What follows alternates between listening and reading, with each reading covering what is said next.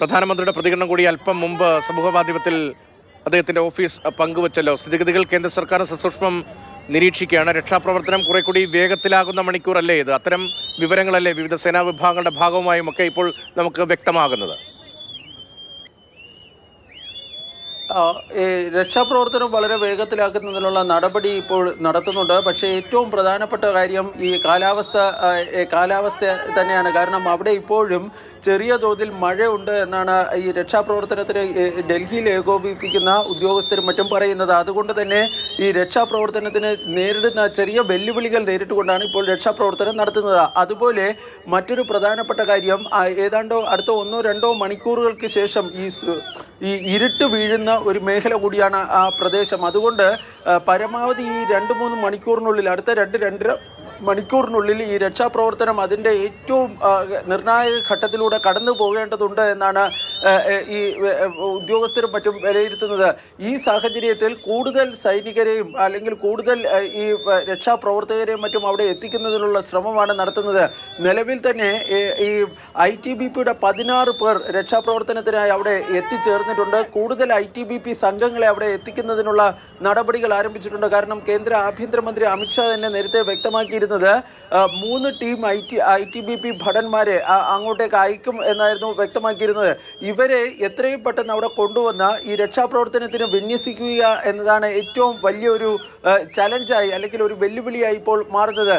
ഹാർഷിൽ സൈനിക ക്യാമ്പിലെ 150ഓളം സൈനികർ ഇപ്പോൾ ഈ രക്ഷാപ്രവർത്തനത്തിൽ ഏർപ്പെട്ടിട്ടുണ്ട്. ഈ വലിയ തോതിൽ, അതായത് ഈ മലവെള്ളപ്പാച്ചിലിൽ ഈ ഉരുൾപൊട്ടി മലവെള്ളം വരുന്നത് പോലെയുള്ള തരത്തിലായിരുന്നു ഈ വെള്ളവും മറ്റും എത്തിയത്. ആ പ്രദേശത്തുണ്ടായിരുന്ന പല കെട്ടിടങ്ങളും പൂർണ്ണമായും തകർന്നിട്ടുണ്ട്. അതല്ല, അവിടെ ഇപ്പോഴുള്ള കെട്ടിടങ്ങൾ പലതും ചെളിയിൽ മുങ്ങി നിൽക്കുന്ന ഒരു സാഹചര്യമാണ് ഉള്ളത്. അതുകൊണ്ട് തന്നെ ഈ ചെളി മാറ്റി ഈ ആരെങ്കിലുമൊക്കെ അതിൻ്റെ ഉള്ളിൽ കുടുങ്ങിയിട്ടുണ്ടോ എന്ന കാര്യമാണ് ഇനി കണ്ടെത്തേണ്ടതായുള്ളത്. രക്ഷാപ്രവർത്തനം തികച്ചും വെല്ലുവിളി നിറഞ്ഞ ഒരു സാഹചര്യത്തിലൂടെയാണ് കടന്നു പോകുന്നത്. പക്ഷേ സൈന്യവും അതുപോലെ തന്നെ ITBPയും NDRFൻ്റെയും SDRFൻ്റെയും ഒക്കെ സേനാംഗങ്ങളെ സംബന്ധിച്ചിടത്തോളം അവർ സമാനമായ പല സാഹചര്യങ്ങളിലും പ്രവർത്തിച്ചിട്ടുള്ളതാണ്. കാരണം അവരുടെ ഈ പരിചയ സമ്പത്ത് കാരണം ഇത് കൂടുതൽ വേഗത്തിൽ ഈ രക്ഷാപ്രവർത്തനം നടത്താൻ വേണ്ടി കഴിയുമെന്നാണ് പ്രതീക്ഷിക്കുന്നത്.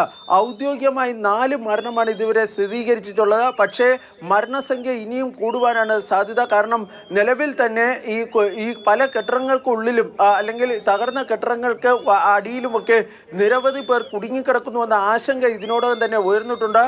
അതുകൊണ്ട് ഈ മരണസംഖ്യ സ്വാഭാവികമായും വർദ്ധിക്കുവാനാണ് സാധ്യത.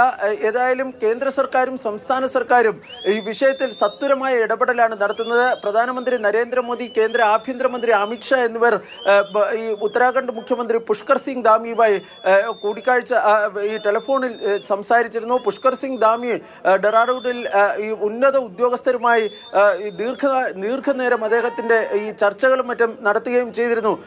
ഈ സമീപ പ്രദേശത്ത് നിന്ന് കൂടുതൽ ഈ രക്ഷാപ്രവർത്തകരെ മറ്റും, അതായത് നിലവിൽ ഹാർഷിൽ സൈനിക ക്യാമ്പിന് പുറമെ ആ മേഖലയിൽ നിന്ന് തന്നെ ഉള്ള മറ്റ് സൈനിക വിഭാഗങ്ങളിലുള്ളവരെ കൂടി അവിടെ എത്രയും വേഗം എത്തിപ്പിച്ച് അവരെ കൊണ്ടുകൂടി ഈ രക്ഷാപ്രവർത്തനത്തിൻ്റെ ഭാഗമാക്കുന്നതിനുള്ള നടപടികളിലേക്കാണ് ഇപ്പോൾ സൈന്യം കടക്കുന്നത്.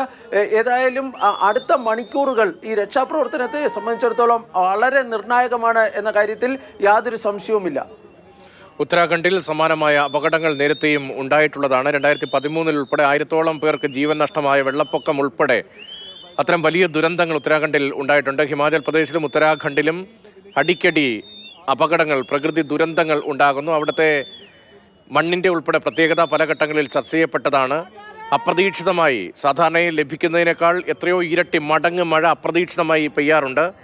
മണ്ണിൻ്റെ ഘടനയിൽ വലിയ മാറ്റം സമീപകാലത്ത് ഉണ്ടായിട്ടുണ്ട്. മണ്ണിടിച്ചിൽ മേഖലയാണ്, മലയോര സംസ്ഥാനങ്ങളാണ്, കിഴക്കാംതൂക്കായ ചെരുവുകളാണ്, മനുഷ്യവാസം എല്ലായിടത്തും സാധ്യമല്ലാത്ത ഭൂപ്രകൃതിയാണ്. എപ്പോൾ വേണമെങ്കിലും മണ്ണിടിച്ചിലും ഉരുൾപൊട്ടലും മേഘവിസ്ഫോടനവും ഉണ്ടാകാൻ സാധ്യതയുള്ള അത്തരം ചരിത്രമുള്ള പ്രദേശമാണ്. അതുകൊണ്ട് ഈ മൺസൂൺ കാലത്ത് എപ്പോഴും വലിയ ജാഗ്രതയാണ് ഉത്തരാഖണ്ഡിലൊക്കെ ഉള്ളത്. സഞ്ചാരികൾക്കൊക്കെ വലിയ മുന്നറിയിപ്പ് നേരത്തെ തന്നെ നൽകാറുമുണ്ട്. ഈ കാലാവസ്ഥയിലെ അപ്രതീക്ഷിതമായ മാറ്റം, അപ്രതീക്ഷിതമായ ദുരന്തങ്ങൾ, അപകടത്തിൻ്റെ പശ്ചാത്തലത്തിൽ ഈ സീസണിൽ സാധാരണ സഞ്ചാരികളുടെ എണ്ണമൊക്കെ വളരെ വളരെ കുറവുമായിരിക്കും. പക്ഷേ അവിടുത്തെ ഗ്രാമീണർ ഈ പ്രതികൂല കാലാവസ്ഥയെ അതിജീവിച്ചാണ് കഴിഞ്ഞു പോരുന്നത്. അങ്ങനെയുള്ള സാഹചര്യത്തിലാണ്, മഴക്കാലമാണ്, അന്തരീക്ഷം മോശമാണ് എന്നിപ്പോൾ ഈ അപകടമുണ്ടായ ധാരാലി ഗ്രാമം ഉൾപ്പെടുന്ന മേഖലയിൽ ഓറഞ്ച് അലർട്ടായിരുന്നു നേരത്തെ ഉണ്ടായിരുന്നത്. ശക്തമായ മഴയ്ക്കുള്ള സാധ്യതയുള്ള പ്രദേശമാണ്. മഴ മൂടിയ അന്തരീക്ഷവുമായിരുന്നു. അതിനിടയിലാണ് ഒരു അപകടം ഉണ്ടായത്. പ്രധാനമന്ത്രി ഉൾപ്പെടെ നേരിട്ട് സ്ഥിതിഗതികൾ വിലയിരുത്തുകയാണ്. ബാലു സൂചിപ്പിച്ചതുപോലെ തന്നെ രക്ഷാപ്രവർത്തകരെ ഈ പ്രദേശത്തേക്ക് എത്തിക്കൽ അതൊരു വലിയ വെല്ലുവിളിയായി തുടരുന്നു. അതേസമയം സമീപത്ത് സൈനിക ക്യാമ്പ് ഉള്ളതുകൊണ്ട് തന്നെ വേഗത്തിൽ കാര്യങ്ങൾ ഏകോപിപ്പിക്കപ്പെടുന്നു എന്ന തരത്തിലുള്ള പുതിയ വിവരങ്ങളും വരുന്നുണ്ട്. ഗ്രാമീണരെ സുരക്ഷിതമായ സ്ഥലങ്ങളിലേക്ക് മാറ്റുകയാണ്, സൈനിക കേന്ദ്രങ്ങളിലേക്ക് മാറ്റിയിട്ടുണ്ട്. ആദ്യഘട്ടത്തിൽ കുറച്ചുപേർ രക്ഷിക്കാൻ കഴിഞ്ഞു. കെട്ടിടാവശിഷ്ടങ്ങളിലും മറ്റും ഇനി കൂടുതൽ തിരച്ചിൽ അനിവാര്യമായി വരികയാണ്. കാലാവസ്ഥ പ്രതികൂലമാണ്. ഇരുൾ വീഴാൻ അധിക സമയമില്ല. കാലാവസ്ഥയും മൂടിക്കെട്ടിയ അന്തരീക്ഷമാണ്. വലിയൊരു ദുരന്തമാണ് അവിടെ സംഭവിച്ചിരിക്കുന്നത്. ആ ദുരന്തത്തിന്റെ നടുക്കത്തിലാണ് ഇപ്പോൾ രാജ്യമുള്ളത്. അപകടത്തിന്റെ വ്യാപ്തി ഇപ്പോഴും വ്യക്തമായിട്ടില്ല. ബാലഗോപാൽ തുടരുന്നുണ്ട്. ബാലു, നേരത്തെ ആദ്യം വന്ന റിപ്പോർട്ടുകൾ 50-60 പേരെങ്കിലും കാണാതായി എന്നതായിരുന്നല്ലോ വിവരം. പിന്നീട് അതുമായി ബന്ധപ്പെട്ട എന്തെങ്കിലും കൂട്ടിച്ചേർക്കലുകൾ ഉണ്ടായിട്ടുണ്ടോ ഇപ്പോൾ? ഈ നിലവിൽ അതിൽ കാര്യമായ കൂട്ടിച്ചേർക്കലുകളൊന്നും തന്നെ ഉണ്ടായിട്ടില്ല. പക്ഷേ ഈ രക്ഷാപ്രവർത്തനങ്ങളിൽ ഏർപ്പെട്ടിരിക്കുന്ന വൃത്തങ്ങളിൽ നിന്ന് ലഭിക്കുന്ന സൂചനകൾ പ്രകാരം ഈ മരണസംഖ്യ ഉയരുവാനുള്ള സാധ്യതയുണ്ട്. കാരണം ഈ 50-60 എന്നത് പ്രാഥമികമായി ലഭിച്ചിരുന്ന വിവരമാണ്. കാരണം ഇന്ന് രാവിലെ മുതൽ ആ പ്രദേശത്ത് വലിയ തോതിലുള്ള മഴ ഉണ്ടായിരുന്നു. അതുകൊണ്ട് പലരും ഈ വീടുകൾക്കുള്ളിൽ തന്നെ, അതായത് ഗ്രാമവാസികളും മറ്റും വീടുകൾക്കുള്ളിൽ തന്നെ കഴിയുന്ന ഒരു സാഹചര്യമായിരുന്നു ഉണ്ടായിരുന്നത്. അതുകൊണ്ട് ഈ മിന്നൽ പ്രളയം ഉണ്ടായപ്പോൾ, അതായത് ഈ ഉരുൾപൊട്ടി ഈ മിന്നൽ പ്രളയം പോലെ ഉണ്ടായ സമയത്ത് പലരും വീടിനുള്ളിൽ ഉണ്ടാകാനുള്ള സാധ്യതയുണ്ട്. അതുകൊണ്ട് തന്നെ ഒരുപക്ഷെ ഈ മരണസംഖ്യ വലിയ തോതിൽ ഉയരുവാനുള്ള ഒരു സാധ്യതയാണ് പൊതുവെ ഈ രക്ഷാപ്രവർത്തനത്തിലും മറ്റും ഏർപ്പെട്ടിരിക്കുന്നവർ പറയുന്നത്. ഞാൻ നേരത്തെ സൂചിപ്പിച്ചതുപോലെ തന്നെ ഈ രക്ഷാപ്രവർത്തനത്തിന് ഏറ്റവും വലിയ വെല്ലുവിളിയായി നിൽക്കുന്നത് കാലാവസ്ഥയാണ്. കാരണം ഇപ്പോഴും ചെറിയ തോതിൽ ആ പ്രദേശത്ത് മഴയുണ്ട്. 150ഓളം സൈനികരെയാണ് ആ പ്രദേശത്ത് ഇപ്പോൾ ഈ രക്ഷാപ്രവർത്തനത്തിന് വിന്യസിച്ചിരിക്കുന്നത്. ഇതിനു പുറമെ ഈ ITBPയുടെ 16-അംഗ സംഘം 4 ടീമുകൾ ഇനി എത്തിച്ചേരേണ്ടതായുണ്ട്. NDRF, SDRF എന്നിവയിൽപ്പെട്ടവരും ഈ രക്ഷാപ്രവർത്തനത്തിൽ നിലവിൽ ഉണ്ട്. പക്ഷേ ഈ മണ്ണ് ചെളി നീക്കി വേണം, ഈ ചെളിക്ക് താഴെ ആരെങ്കിലും കുടുങ്ങിയിട്ടുണ്ടോ എന്നത് ഉൾപ്പെടെയുള്ള കാര്യങ്ങൾ കണ്ടെത്തേണ്ടതായുള്ളത്. അതിന് സമയം ആവശ്യമാണ്. പക്ഷേ അടുത്ത 2-3 മണിക്കൂറിനുള്ളിൽ തന്നെ ഈ പ്രദേശത്ത് ഇരുള് വീഴാനുള്ള സാധ്യതയാണ് വളരെ കൂടുതൽ. അതിനിടയിലാണ് ഈ മഴയുമുള്ളത്. ഇതെല്ലാം തന്നെ രക്ഷാപ്രവർത്തനത്തിന് ചെറിയ തോതിൽ വെല്ലുവിളികൾ സൃഷ്ടിക്കുന്നുണ്ട്. പക്ഷേ അങ്ങനെ ആ വെല്ലുവിളികൾ നിലനിൽക്കുമ്പോഴും ഇപ്പോഴും ഈ രക്ഷാപ്രവർത്തനം ഇപ്പോഴും പൂർണ്ണമായ തോതിൽ അവിടെ നടക്കുന്നുണ്ട് എന്നാണ് ഈ ഉത്തരാഖണ്ഡ് സർക്കാരും മറ്റും വ്യക്തമാക്കുകയും ചെയ്യുന്നത്.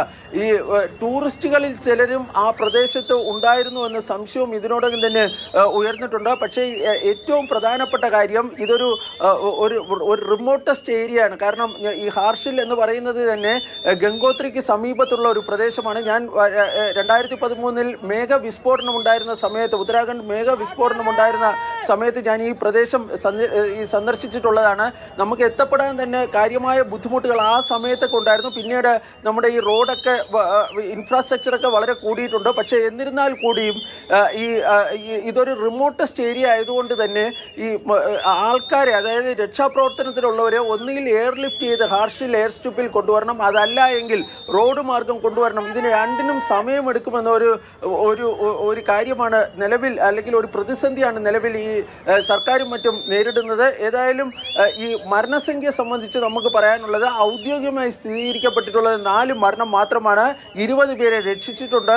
പക്ഷേ നിരവധി പേരെ കാണാനില്ല. അവരെ കണ്ടെത്തുന്നതിനുള്ള ശ്രമങ്ങളാണ് ഇപ്പോൾ പ്രധാനമായും ഈ രക്ഷാപ്രവർത്തനത്തിൽ നടക്കുന്നത്. രക്ഷാപ്രവർത്തനം ദുഷ്കരമായ അന്തരീക്ഷവും സാഹചര്യവുമാണ്.